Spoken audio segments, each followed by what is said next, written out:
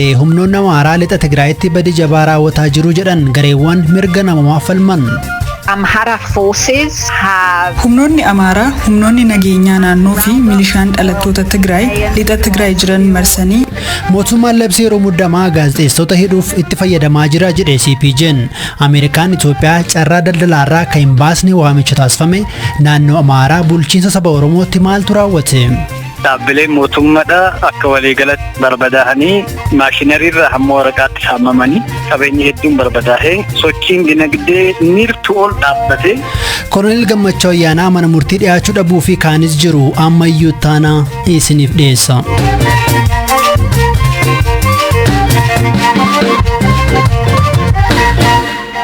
Dhaabbileen idil addunyaa mirga namoomaa falman lama lixa Tigraayitti ajjeechaa fi dararaan marsaa haaraa qaqqabuu ibsan. Amnesty International fi Human Rights Watch ibsa waloo baasaniin akka ibsanitti lixa Tigraayitti hidhaan dararaa fi ajjeechaan humnoota amaaraan dhalattoota Tigraay irratti qaqqabeeraa jedhaniiru.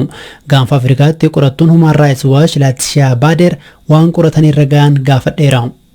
Amhara forces, so both regional forces and also militia have humnoonni amaaraa humnoonni nageenyaa naannoo fi milishaan dhalattoota Tigraay lixa Tigraay jiran marsanii manguddoota dubartoota daa'imman qaban akkasumas ijoollee ganna 15 gadi humnaan ari'an. Akka qoranneetti dargaggootaa fi dubartoonni kan umriin isaanii lolarra hirmaachuuf gahaniiru jedhaman bakka tokkotti akka hidhaman ta'eera. Manneen hidhaa kunneen immoo waggaa darberraa eegalee irra deddeebiin dhalattoota Tigraay hidhamaniin guutameera. Dabalataan dararaa irra gahuu fi haala mana hidhaa jiran irraa namoonni hidhaa seenan du'aa akka jiran odeeffanneerra. Yeroo tokko bakka Adabaay jedhamutti yeroo humnoonni amaaraa dhalattoota Tigraay marsanii hidhuuf jedhanitti dhalattoonni Tigraay baqachuutti ka'an. Kanaanis humnoonni amaaraa dhalattoota Tigraay baqachuuf yaalan ajjeesan. Members of the male population who are trying to escape from these roundups. Adilaatishaan qondaaltonni Itoophiyaa haleellaa lammiilee nagaaratti raawwatu dhaabsisuu qabu jechuun waamicha dhiyeessaniiru. Kanaan dura koomishiniin mirga namoomaa UN fi kan Itoophiyaa qorannoo waloo gaggeessanii turan. Ta'us bakkeewwan hin qoratamanis jiru guutuus hin turre jedhu. Sababa kanaaf manni maree mirgoota namoomaa UN boruu dhimma Itoophiyaa irratti addatti mari'atu karaatti sadarkaa idil addunyaan qoratamu akka tooftaa tolchu ni gaafannaa jedhan. So what we're calling for is obviously not only an investigation which would look at some of the areas and some of the waamichi taasisaa jirru badiiwwan hin galmoofne qoratamanii akka galmaan qofa osoo hin taane erga qaamoleen waloo UN fi koomishinii Itoophiyaa qorannoo geggeessanii as badii raawwataa jiru akka dabalatuuf osoma dubbannu badiin itti fufee raawwataa jira. Manni maree mirga namoomaa Jeneef argamu badiin biraa akka hin mudanne gahee guddaa gumaachuu danda'a jennee abdanna.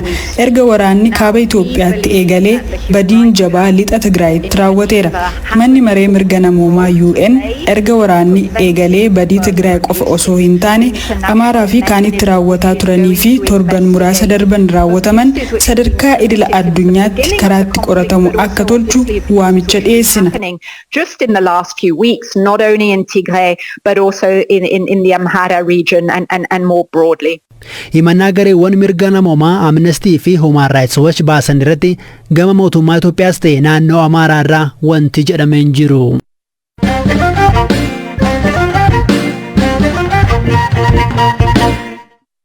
Erga labsii muddamaa labsamees yoo xiqqaate gaazexeessonni 14 Itoophiyaatti hidhaman jedhe gareen mirga gaazexeessotaaf falmuu fi CPJ jedhamu.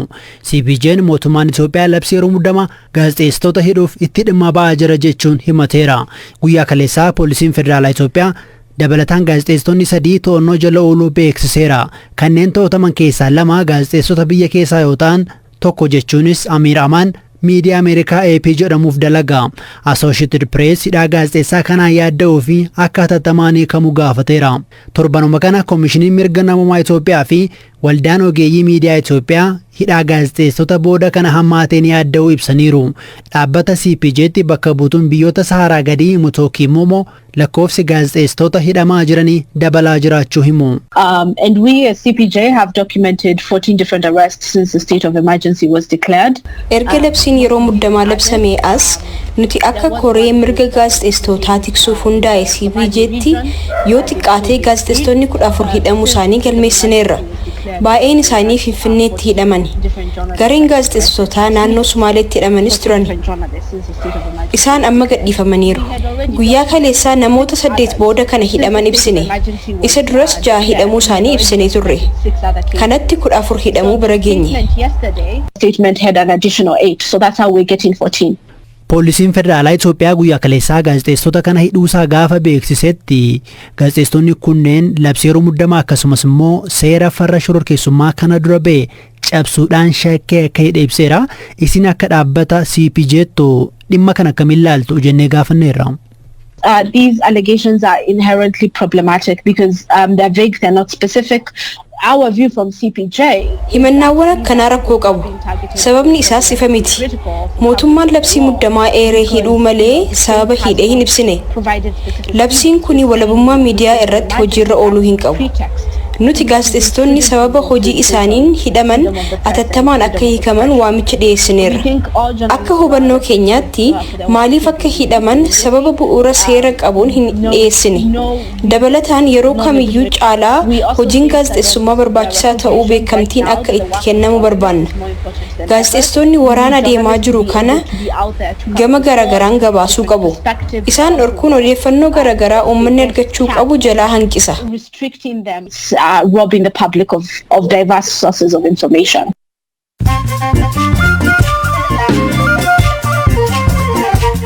Amma oduuwwan gaggabaabaan sinitti hima. Biyyoonni miseensota gamtaa Awurooppaa Raashiyaan akka Yuukireenin hin weerarre yeroo xumuraaf akeekkachiisuuf walgahiirra jiru. Miseensonni gamtichaa walgahii Biraaselsitti ta'aa jiraniin kanaa fi dhimmoota kaan irratti murtoo jajjaboo biroo ni dabarsu jedhamaa jira.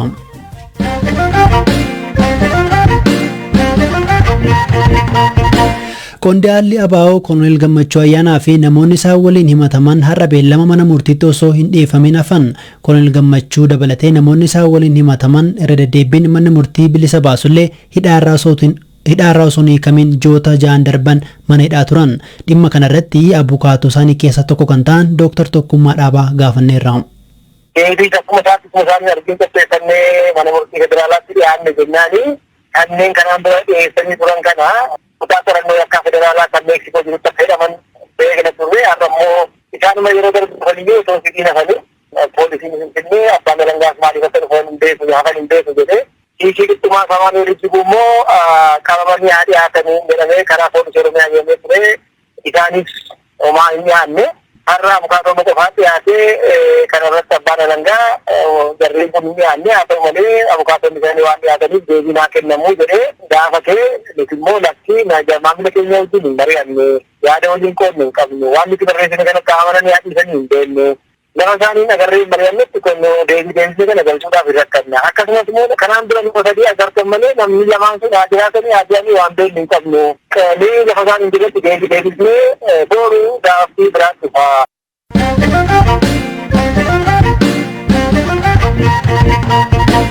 Ameerikaan guyyaa Itoophiyaa carraa daldalaa biyyoota Afrikaaf eeyyamte AGOA keessaa Itoophiyaa baasuuf yaadde akka tursitu koree dhimma alaa Ameerikaa dhimma Afrikaatti walitti qabdu kan ta'an Keeran Baas gaafatan.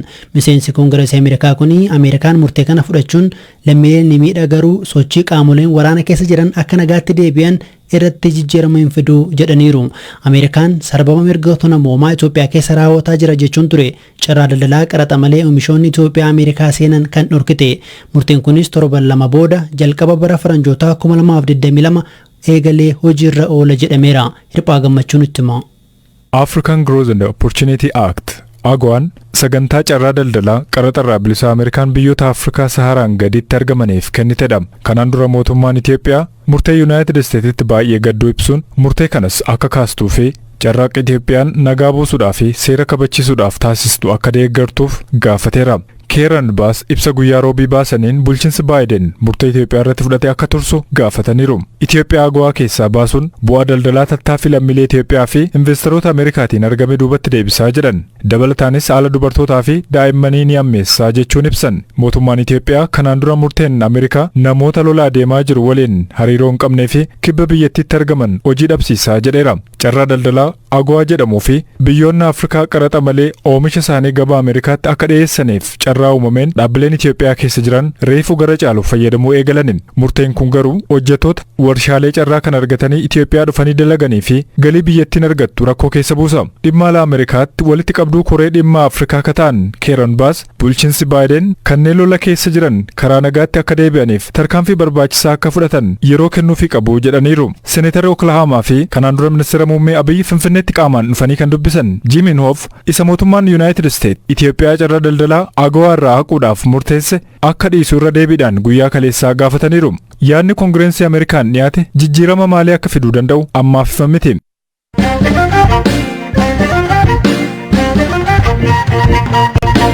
Waraana kaaba Itoophiyaatti hammaatee tureen bakkeewwan to'annoo finciltoota Tigraay jala seenanii turanii fi ergasii humnoonni mootummaa to'atan keessaa tokko godina addaa saba Oromooti. Yeroo kanatti godinichatti wanti raawwatee jira. Bulchaa godinichaa obbo Ahmad Hassan gaafanneerra. Kamishee torbee lama gahee erga deebine. Uummanni keenya yeroo rakkisaadha kan dabarsin. Dhaabbileen mootummaadha akka waliigalatti barbadaa'anii maashinariirraa hamma waraqaatti saamamanii. Dhaabbileen dhuunfaadha kan nu wayyan kan jedhaman akka waliigalatti haaluma kanaan saamamanii qabeenyi hedduun barbadaa'ee sochiin dinagdee niirtuu ol dhaabbatee tajaajilli hawaasummaadha akka jirutti addaan citee haala kana keessa uummanni keenya kan ture. Aanaa meeqa jira godinicha keessa? 9tu jira. Soole miidhaan kun eessatti jabaate? Miidhaan kun akka waliigalatti gahee jira. Magaalota irratti xinnoo jabaadha kan turaate. Magaalota qofa osoo hin taane baadiyyaa irratti midhaan dhaabbataan osoo hin hafin bakkeewwan walitti bu'iinsillee turaatetti balaa hedduutu gahee jira. Midhaan dhaabbatee gana reefu haamamuudhaaf eegamu midhaan sanillee osoo hin hafin barbadeessanii jechuudha fuudhanii kan deeman haamaniif fuudhan. Bakka isin hin jirretti garuu keessumaa finciltoonni Tigraay akkasumas miseensonni waraana bilisummaa Oromoo bulchaa haaraallee muuduu isaanii ibsanii turan. Isaan eessa ga'an? Eessa akka ga'an hin beeknu. Kan ergamaniif faana kan bahees hin dhabamu. Kan hafe immoo asumatti barbaadamee seeratti dhiyaataa jira jechuudha. Waggoota muraasa darbanii hidhattoonni kan mootummaan ABO shanee waamu godinicha keessa jiru jedhanii bulchitoonni naannoo Amaaraa himataa turan. Isin immoo godina kana keessaa hin jiranii jechaa turtan. Egasii eessaa dhufan? Egaa shaneen godina keenya keessatti ilaalchan malee kan hidhatee socho'u hin jiru kan jedhudha duraan kan kaasaa ture. Kan dhufan wayyaanee wajjiniin dhufan. Lakkoofsaanii hangami? Isaan ibsuu hin danda'u. Egaa amma kamisee jirtu tajaajilli ibsaa ni jira, tajaajilli bishaanii ni jira, kan baankii ni jira. Tajaajilli guutuun galamee jira. Ibsaan guyyaan lama keessatti ibsaa jalqabsiisnee jirra. Neetworkii guyyaa tokko keessatti furre. Bishaanis akkasuma guyyaan lamaan booda furamee jira. Haala kanaan tajaajila eegalamaa jira jechuudha. Kanaaf tajaajilli bu'uuraa hanqatee hin jiru jechuudha. Kan baankiidha hamma ta'e banaan jira. Kukkutanii hojii guddaa gaafatee jira. Lakkoofsi baankiilee miidhaman manneen barnootaa yookiin immoo hospitaalonni miidhaman lakkoofsaan ibsuu dandeenya? Hospitaala 5 biratu miidhamee jira. Isheen jirtu guutumtuu miidhamteetti jechuun hin danda'ama. Akkasumas dhaabbilee buufata fayyaaleedha. Hunduma keessatti saamichiin adeemsifamee jira. Manni hedduun caccabee jira. Kutaawwan tajaajila hedduun caccabaniirani. Keessumattuu istooronni akka jiranitti caccabaniirani. Kanaan alatti baankiin kamisees baatees caffaas sanbatees kan turaate akkasumatti balaan saamicharra gahee jira. Amma koreedhaan qulqullaa'aatiidha kan jiru. Koreen suni kan ifa godhutaa jechuudha. Soole lola sana keessatti hidhattoota qofa osoo hin taane mootummaan diroonii fayyadamee lammiilee nagaa miidhee jedhanii jiraattonni nutti himan turani. Wanna kana qorattanii bira geessanii? Hamma ammatti effektiivummaa lola keessatti adeemsifameen alatti banaadhaan namni nagaa dhahameen hamma ammaatti hin jiru. Ammoo rakkoon nageenyaa si yaaddessaa? Rakkoon nageenyaa yeroo kanatti nama yaachisu hin jiru. Dhaggeeffattoota keenya sagantaa BBC Afaan Oromoo kamisa galgalaa caqasaa jirtu. Sagantaan keenya xumuramee kan isiniif dhiyeesse ammayyuu taanaadha kan isiniif